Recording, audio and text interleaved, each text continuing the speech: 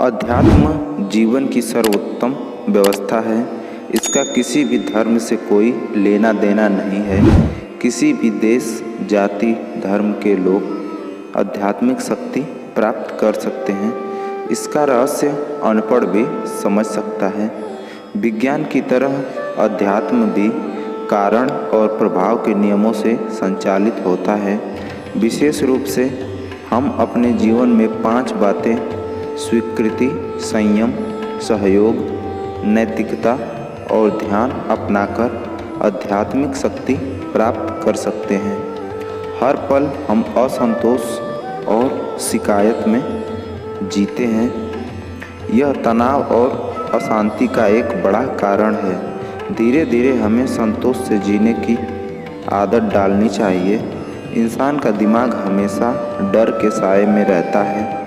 अब यदि हम अपने द्वारा जिए गए जीवन का विश्लेषण करें तो हम देखेंगे कि सब कुछ ठीक था।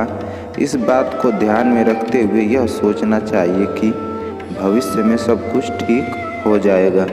इसलिए हमें हमेशा आत्मनियंत्रण रखना चाहिए, क्योंकि यह हमें शक्ति, समझ और साहस देता है। हम हमेशा सोचते हैं कि दूसरे लोग हमारी मदद करें, लेकिन हम किसी की मदद नहीं करते। हमें जितना हो सके दूसरों की मदद करनी चाहिए। हृदय से मंगल कामना का अर्थ एक प्रकार का सहयोग भी है। कहा गया है कि जब पैसा चला जाता है तो कुछ भी नहीं जाता, क्योंकि इसे दोबारा कमाया जा सकता है। अगर स्वास्थ्य बिगड़ जाए तो समझो कि कुछ नुकसान हुआ है, क्योंकि उसे ठीक करने में पैसा और समय दोनों लगाना पड़ता है। लेकिन अगर नैतिकता नष्ट हो गई तो समझो सब कुछ चला गया। इसलिए हमें सदैव नैतिकता का दामन थामना चाहिए। इसके साथ ही हमें रोजाना योग और ध्यान का अभ्यास भी करना चाहिए। इसके लिए सबसे पहले शरीर को ढीला छोड़ते हुए सुशासन यानी कि किसी भी आसन में बैठ जाएं।